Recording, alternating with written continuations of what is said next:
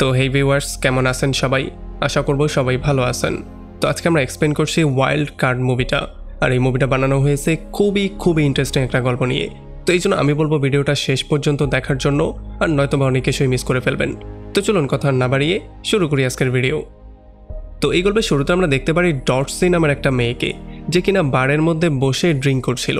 আর তখন এখানে আমরা নিক নামের এই লোকটাকেও দেখতে পারি, যে কিনা আসলে ছিল এই বারের বডিগার্ড। আর একটু পরে এখানে ডটসির বয়ফ্রেন্ড অজুডও চলে আসে, যে কিনা ডটসিকে এসেই প্রথমে একটা সুসংবাদ দেয়। সে বলে যে সে তার জবের মধ্যে একটা প্রমোশন পেয়েছে। আসলে এটা তার বয়ফ্রেন্ডের চেয়ে সুগার ড্যাডি বেশি মনে হচ্ছে। যাই হোক, এখন সে তাকে বলে যে আমার যেহেতু প্রমোশন হয়েছে, এই জন্য আমাকে অন্য একটা শহরে শিফট করতে হবে। এখন তুমি কি আমাকে বিয়ে করে আমার সঙ্গে সেই শহরে যাবে? তখন ডটসি তাকে সরাসরি মুখের উপরেই না করে দেয়। তো এখন যখনই নিক এই ব্যাপারটা শুনতে পারে, তখন সে দৌড়ে ডটসির কাছে চলে আসে আর সে তার সাথে লাইন মারা শুরু করে। সে তাকে উল্টাপাল্টা অনেক কিছু বলে, তবে তখন অজর গিয়ে তাকে শান্ত করার ট্রাই করে, কিন্তু কোনোভাবেই কোনো কাজ হচ্ছিল না। উল্টো নিক তার মাথার উইকটাকেই খুলে ফেলে। আর তখন আমরা বুঝতে পারি অজুড আসলেই একজন সুগার ড্যাডি। আর তখন নিক তাকে বলে যে দেখো, এইটাই হচ্ছে গিয়ে তোমার সত্যতা, তুমি ভেতরে একরকম আর বাইরে আরেক রকম। তো যাই হোক, এখন এই সকল গার্লফ্রেন্ড আর বয়ফ্রেন্ড বাইরে চলে আসে, আর নিকও তাদেরকে এগিয়ে দিতে বাইরে চলে আসে। এখন যখনই সে অজুডকে তার সেই উইকটা দিত, তখনই অজুড এই সুযোগটা পেয়ে তাকে আচ্ছা রকম ধোলাই করা শুরু করে। তার মুখের মধ্যে সে অনেকগুলো পাঞ্চ করে। আর এই ব্যাপারগুলো দেখার পরে ডটসিও ইমপ্রেস হয়ে যায়, আর ফাইনালি সে তাকে বিয়ে করার জন্য রাজিও হয়ে যায়। মানে আমি বুঝলাম না যে মারামারি করতে পারলেই মেয়েরা কেন ইমপ্রেস হয়ে যায়। আর এরপরে সিন চলে আসে একটা মেয়ের কাছে। আমরা দেখতে পারি এখানে গাড়িতে করে একটা আহত মেয়েকে এনে কিছু লোক রাস্তার মধ্যে ফেলে দিয়ে চলে যায়। আর এরপরে যখন অন্য কিছু লোক এই মেয়েটাকে দেখতে পারে, তখন তারা তাকে দ্রুত হসপিটালে নিয়ে যায়। তবে যখন তার চিকিৎসা করা হচ্ছিল, তখন বারবার করে তার মুখ থেকে নিকের নামটাই বেরোচ্ছিল। এখন নিকের সাথে তার কি সম্পর্ক, সেটা আমরা একটু সামনেই জানবো। আর এদিকে পরদিন সকালবেলা যখন নিক তার অফিসে যায়, তখন সে দেখতে পারে সাইরাস নামের একটা ক্লায়েন্ট অলরেডি তার সঙ্গে মিট করতে এসেছে। আসলে আমরা জানতে পারি সাইরাস হচ্ছে গিয়ে খুবই বড় একজন গ্যাম্বলার। সে চায় নিক যেন তার বডিগার্ড হয় আর তাকে সেফটি দান করে। আসলে যখন সাইরাস বারে বা অন্য কোথাও জুয়া খেলতে যায়, তখন তার প্রচণ্ড ভয় লাগে যে কখন না আবার কে তাকে মেরে ফেলে। এই জন্য সে চায় যাতে করে নিক তার প্রোটেকশন দেয়। যদিও নিক প্রথমে তাকে না করে দেয়, তবে পরে যখন অ্যামাউন্টটা শুনতে পারে, তখন সে আর নাও করতে পারে না। তখন সে তার প্রোটেকশন দেওয়ার জন্য রাজি হয়ে যায়। আর এরপরে যখনই নিক আবারও সেই বারে ব্যাক করে, তখনই তার সঙ্গে মিট করতে অসুর চলে আসে। তবে অসুর এবার তার সাথে মারামারি না করে তাকে গিয়ে জড়িয়ে ধরে।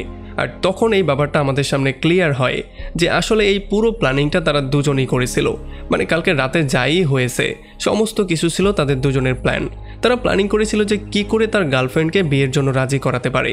এই জন্য নিক একটু মার খেয়ে তাকে হিরো বানিয়ে দিয়েছে, আর তার গার্লফ্রেন্ড তাকে বিয়ের জন্য রাজিও হয়ে গিয়েছে। এখন যেহেতু অসুর প্রচণ্ড হ্যাপি ছিল, এই জন্য সে নিককে $1000 দেওয়া শুরু করে। কিন্তু আসলে যেহেতু নিক হচ্ছে তার জবানে পাক্কা, মানে সে কোনোভাবেই বাড়তি টাকা চার্জ করে না, এই জন্য সে $500 অ্যাকসেপ্ট করে, বাকি $500 ব্যাক করে দেয়। আর এরপরে টাকাটা নিয়ে যখন সে একটা রেস্টুরেন্টে আসে, তখন আমরা দেখতে পারি রেস্টুরেন্টের যে ওয়েট্রেস আছে, সে তাকে খুবই ভালো করে ওয়েলকাম করে। আর তখন এই ব্যাপারটাও আমরা বুঝতে পারি যে এই ওয়েট্রেসকেও সে খুব ভালো করে চেনে। তো এখানে নিক তাকে বলে যে আমি চাই একটা আইল্যান্ডে গিয়ে খুবই শান্তির একটা লাইফ লিড করতে। এখন এটার জন্য অফকোর্স অনেক বেশি টাকার দরকার, কিন্তু এত টাকা এখন আমার কাছে নেই। আর যখন এই কথাবার্তাগুলোই তারা বলছিল, তখনই এখানে একটা মেসেজ চলে আসে। মানে নিকের একটা ফ্রেন্ড তাকে একটা মেসেজ পাঠায়, যেখানে তার ফ্রেন্ড তাকে তার বাসায় গিয়ে তার সঙ্গে মিট করতে বলেছে।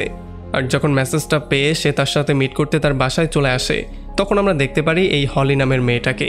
আর আমরা জানতে পারি এটার অন্য কেউ না, এটা হচ্ছে গিয়ে সেই মেয়েটা যাকে কালকে রাতের বেলায় পিটিয়ে ফেলে রাখা হয়েছিল আর হসপিটালে নিয়ে চিকিৎসা করা হয়েছিল। যাই হোক, এখন হলি তাকে সমস্ত কিছু ডিটেইলে বলা শুরু করে। সে বলে যে কালকে রাতের বেলায় যখন আমি বারে আমার ক্লায়েন্টদেরকে সার্ভ করছিলাম, তখনই সেখানে লিফট দিয়ে 3টা লোক চলে আসে। যেখানে খাটো করে যেটা ছিল সেটা ছিল তাদের বস, আর 2টা ছিল তার বডিগার্ড। এখন তারা আমাকে দেখেই পছন্দ করে ফেলে আর আমাকে জোর করে রুমের মধ্যে নিয়ে যায়। এরপর তারা সবাই মিলে আমাকে রেপ করে, আর এরপর আমাকে আচ্ছা রকম ধোলাই করে আমাকে রাস্তার মধ্যে ফেলে দিয়ে চলে যায়। আর এটা শোনার পরে নিক তাকে বলে আচ্ছা, যদি ব্যাপারটা এমনই হয় তাহলে তুমি পুলিশের কাছে যাও। তবে হলি বলে যে আমি তাদের নাম ঠিকানা কিচ্ছু জানি না, এখন আমি কার বিরুদ্ধে গিয়ে রিপোর্ট করব। সো তুমি আমাকে একটু সাহায্য করো, তাদের নাম ঠিকানাটা বের করে দাও, এরপরে বাকিটা আমি দেখে নিব। আর এটা শোনার পরে নিক বাইরে বেরিয়ে চলে আসে, আর সে খুবই টেনশন করতে করতে চলে আসে সেই হোটেলের মধ্যে। এখন এই হোটেলে আসার সঙ্গে সঙ্গেই সে তার পুরনো একটা ফ্রেন্ডকে পেয়ে যায়। আর যখন সে হলির সেই রেপিস্টদের সম্পর্কে তার কাছে জিজ্ঞেস করে তখন সে সরাসরি তাকে কিছু না বলে সে বলে যে আজকে সন্ধ্যার সময় আমরা একটা রেস্টুরেন্টে এটা নিয়ে কথাবার্তা বলতে পারি। তো এরপরে যখনই সন্ধ্যা হয়ে যায় তখন নিক একটা ক্যাফেতে চলে আসে আর তার ফ্রেন্ডের সাথে মিট করে সে সমস্ত ব্যাপারটা জানার ট্রাই করে।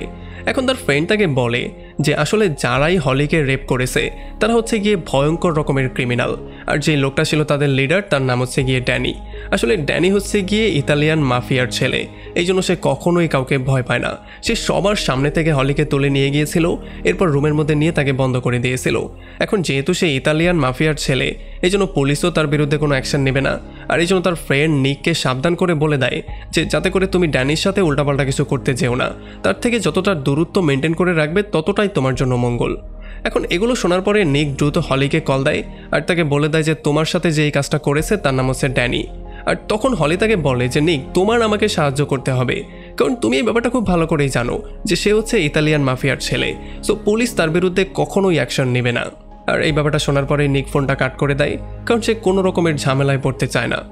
তো এরপরে রাতের বেলায় যখন নিক সাইরাসের কাছে চলে আসে তখন তারা দুজন মিলে একটা বারে আসে।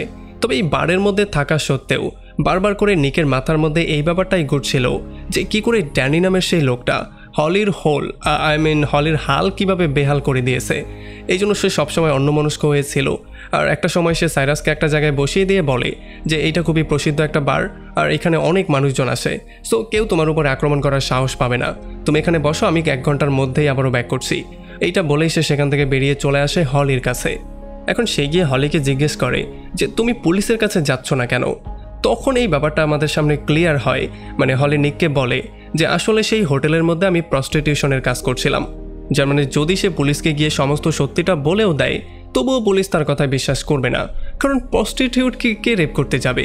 এই জন্য বাধ্য হয়ে ফাইনালি নিককেই সমস্ত দায়িত্বটা নিতে হয়, এখন তার ফ্রেন্ডকে তারই সাহায্য করতে হবে। এই জন্য সে বেরিয়ে পড়ে সেই হোটেলের সেই রুমে যাওয়ার জন্য যেই রুমের মধ্যেই পুরো কাজটা হয়েছিল। তো এখানে সে দেখতে পারে যে ড্যানি নামের সেই লোকটা এখানেই আছে, তো এই জন্য সে তার রুমের মধ্যে অ্যাজ এ দালাল যায়। আর সে গিয়ে বলে যে ভাই আমি তো মেয়ে সাপ্লাই করি। তখন তার বডিগার্ডরা তাকে সরাসরি মধ্যে আসতে বলে। এখন যখন ড্যানি তাকে দেখতে পারে তখন সে তাকে জিজ্ঞেস করে যে তোমার কাছে যে মেয়েগুলো আছে তারা কি দেখতে সুন্দর। তখন নিক বলে যে হ্যাঁ তারা তো দেখতে সুন্দরই ছিল, তবে কালকে রাতের বেলায় কেউ একজন তার চেহারার অবস্থা চেঞ্জ করে দিয়েছে। আর এইটা শোনার পরেই ড্যানি বুঝতে পারে যে নিক এখানে কি যাওয়ার জন্য এসেছে। এই জন্য সে তাকে $50,000 দিয়ে বলে যে এই টাকাটা নাও আর সুন্দর করে মুখটা বন্ধ করে এখান থেকে চলে যাও। তবে বেচারা নিক ছিল খুবই সৎ একজন মানুষ, এই জন্য সে আর এই টাকাগুলো নেয় না। আর এটা দেখার পরে যখনই ড্যানি তাকে গান পয়েন্টে নিয়ে নেয় তখন নিক উল্টো তাদের উপরে আক্রমণ করে তার 2টা বডিগার্ডকে তো পেটাই উল্টো তাকেও মেরে সেখানে বেহুশ করে ফেলে। আর একটু পরে যখন তারা 3 জনই জ্ঞান ফিরে পায় তখন তারা দেখতে পারে তাদের 3 জনের হাত পাই বাঁধা অবস্থায় আছে। এখন এখানে নিক হলিকেও নিয়ে আসে আর হলি আসার সঙ্গে সঙ্গেই তার ব্যাগ থেকে একটা কেচি বের করে সেইটা ড্যানির ছোট ভাইয়ের সামনে রাখে আর সে বলে যে দিব একদম ছোট ভাইকে কেটে দিব। তখন ড্যানি প্রচণ্ড রকমের ভয় পেয়ে যায়। আর এই হলির কথা কি বলবো ভাই, এই রকম মেয়েকেও কেউ রেপ করে আমি তো এটাই বুঝতে পারি না। যাই হোক এখন সে ড্যানির সাইজটাকে একটু ছোট করে দিয়ে যখন এখান থেকে চলে যাওয়া শুরু করে তখন তার নজরে পড়ে সেই $50,000, এই জন্য সে সেই $50,000ও নিয়ে নেয়। তার পেশাই তো হচ্ছে গিয়ে এইটা। আর এরপরে এখান থেকে বের হয়ে হলি নিককেও অর্ধেক টাকা দিয়ে দেয়। যদিও নিক প্রথমেই টাকাগুলো নিতে চাচ্ছিল না, তবে হলি তাকে বুঝিয়ে বলে যে এখন ড্যানি আমাদেরকে আর এই শহরে থাকতে দিবে না, সো চুপচাপ এই টাকাগুলো নিয়ে নাও আর নয়তো পরে বিপদে পড়বে। আর এই জন্য নিক টাকাগুলো নিয়ে সেখান থেকে বেরিয়ে চলে আসে। এরপর সে চলে আসে তার সেই ক্লায়েন্ট সাইরাসের কাছে যে কিনা একটা ক্যাসিনোতে বসে গ্যাম্বলিং করছিল। এখানে নিক এসে নিজেও গ্যাম্বলিং করা শুরু করে আর তার ভাগ্য এতটাই ভালো ছিল যে আস্তে আস্তে করে তার টাকাটা ডাবল হওয়া শুরু করে। সে একটার পর একটা গেম উইন করা শুরু করে আর খুব শীঘ্রই সে তার $25,000কে $50,000 কনভার্ট করে ফেলে। এখন এই টাকাগুলোকে সে যখন ক্যাশ করতে যাচ্ছিলই তখন হঠাৎ করেই তার মনে হয় যে কেন না এই গেমটা আরও একটু খেলা যাক, টাকাগুলোকে আরও একটু বাড়ানো যাক, কারণ এই শহরে তো আর আমি কখনো ব্যাক করব না। এই জন্য সে গিয়ে আবারও একটু গেম খেলা শুরু করে আর যখনই সে তার $50,000 একবারেই বাজিতে ধরে তখন সেই গেমটা হেরে যায়। আর এই ব্যাপারটার জন্য সে প্রচণ্ড আপসেট হয়ে যায় যে এখন তো তার মূলধন $25,000ও নেই। অতি লোভে তাতেই নষ্ট, ব্যাপারটা হচ্ছে এমন। যত রকমের জুয়ারি আছে তাদের মধ্যে এই ব্যাপারটাই হয়, বেশি লাভের আশায় যেটা ছিল সেটা পর্যন্ত হারিয়ে ফেলে। এখন যাই হোক বেচারা যেহেতু সব কিছু হারিয়ে ফেলেছে এই জন্য প্রচণ্ড দুঃখে কষ্টে সে গিয়ে মদ খাওয়া শুরু করে। এখন এই মদের বিল কে দিবে সেটাও একটা কোয়েশ্চেন। তবে নিক ততক্ষণ পর্যন্ত মদ খায় যতক্ষণ পর্যন্ত সে বেহুশ না হয়ে যায়। আর পরদিন সকালবেলা যখন সে জ্ঞান ফিরে পায় তখন সে দেখতে পারে সে ক্যাসিনোর ভিআইপি রুমের মধ্যে আছে। এখানে সাইরাস এসে তাকে বলে যে আমি এই শহরের মধ্যে গ্যাম্বলার বা কোটিপতি হওয়ার জন্য আসিনি। আসলে কোটিপতি তো আমি আগে থেকেই ছিলাম। আমার যখন 19 বছর বয়স ছিল তখনই আমি একটা অ্যাপ বিক্রি করে কয়েক মিলিয়ন ডলার কামিয়ে নিয়েছিলাম। সেগুলো দিয়ে আমি শুধু টাকা বৃদ্ধিই করেছি। এখন আমি যেই ব্যাপারটা ইনকাম করতে পারিনি সেটা হচ্ছে গিয়ে সাহস। আমি কখনোই সাহসী একজন মানুষ হতে পারিনি। আমি কখনোই কাউকে ফেস করার সাহস করতে পারিনি। আর এই জন্যই যখন সে নিকের মতো একটা ভয়ঙ্কর লোককে দেখতে পেয়েছে তখন সে তার সঙ্গে থেকে নিজের মধ্যে একটু সাহস জোগানোর ট্রাই করেছে।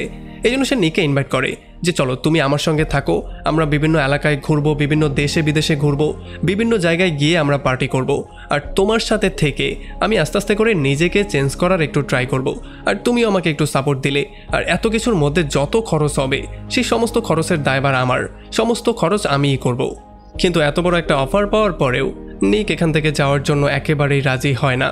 আর যখন সে বাইরে গিয়ে মদ খাওয়া শুরু করে তখনই ড্যানির কিছু লোকজন এসে তার উপর আক্রমণ করে দেয়। তবে নিকও প্রচণ্ড রাগের মাথায় তাদেরকে এমন করে ধোলাই করে যে তারা আর কখনো উঠেও দাঁড়াতে পারবে না। এখন এখান থেকে যখন তাকে বের করে দেয়া হয় এই ভায়োলেন্সের জন্য তখন বেবি নামের একটা লোক তাকে ইনভাইট করে। আসলে এই লোকটা মেয়েদের বেবি না, এটা হচ্ছে গিয়ে গ্যাংস্টারদের বেবি। এখন এই লোকটা তাকে বলে যে আমি শুনলাম তুমি ইটালিয়ান একটা মাফিয়ার ছেলেকে মেরে তার সাইজ একটু কমিয়েও দিয়েছো আর তাছাড়া তাকে লুটপাটও করেছো। তো এই জন্য আমার সঙ্গে চলো, আমি চাই আমরা মিটমাট করে এই সমস্যাটার সমাধান করে দেই। কারণ যতই আমরা দুজন মারামারি করব ততই আমাদের মধ্যে অনেক খুন খারাপি হবে, আমাদের মানুষজনেরই ক্ষতি হবে। আর এই ব্যাপারগুলো শোনার পরে নিক বেবির সাথে চলে আসে আর তারা দুজন মিলে চলে আসে ড্যানির সামনে। এখানে বেবি নিককে একটা কন্ডিশনও দেয় যে যদি আমি তোমাকে দোষী পাই তাহলে আমি তোমাকে শ্যুট করে এখানেই মেরে ফেলবো।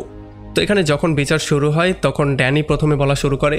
সে বলে যে এই লোকটা আমার রুমের মধ্যে লুট করার জন্য ঢুকেছিল আর এই জন্য সে প্রথমেই আমার 2টা বডিগার্ডকে আচ্ছা রকম ধোলাই করেছে, আমাকেও ধোলাই করে আমার রুম থেকে $50,000 নিয়ে পালিয়ে গেছে।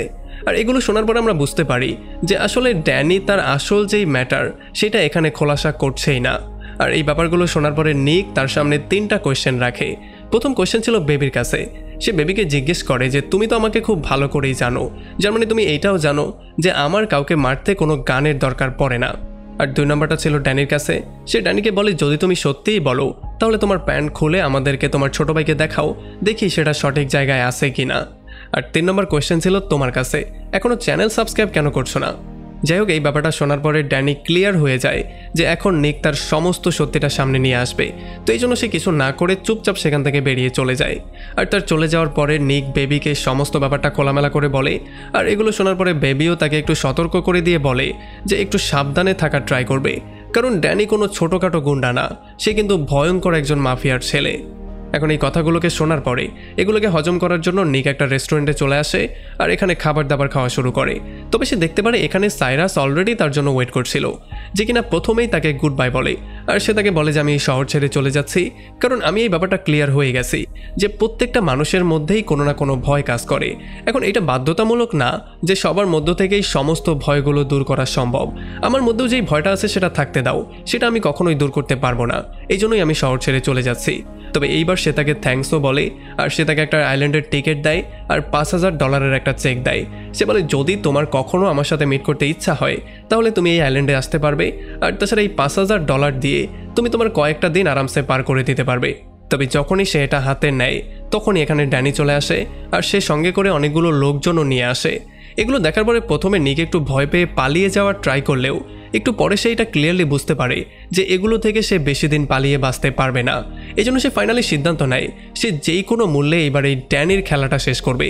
এই জন্য সে গিয়ে তাদের উপর আক্রমণ করে দেয় আর এক এক করে তাদের সমস্ত লোকজনকে মারতে মারতে ফাইনালি সে ড্যানিকে গিয়ে ধরে। আর এরপর ফাইনালি সে ড্যানিকে আচ্ছা রকম ধোলাই করে তাকে শেষ পর্যন্ত সেখানেই শেষ করে দেয়। আর এরপর সে সাইরাসের থেকে সেই টিকিট আর টাকাগুলো নিয়ে সেখান থেকে বেরিয়ে পড়ে তার নতুন একটা জীবন শুরু করার জন্য। আর এমন একটা ইন্টারেস্টিং পয়েন্টে এই পুরো মুভিটা এখানে শেষ হয়ে যায়। তো আমাকে কমেন্ট করে জানান কেমন লাগলো ভিডিও। যদি ভালো লাগে তাহলে অবশ্যই একটা লাইক করবেন, আর যদি এখনও আমাদের চ্যানেলটা সাবস্ক্রাইব করে না থাকেন তাহলে প্লিজ করে ফেলুন। তো আমাদের দেখা হবে অন্য কোনো ভিডিওতে অন্য কোনো একদিন। Till then, take care.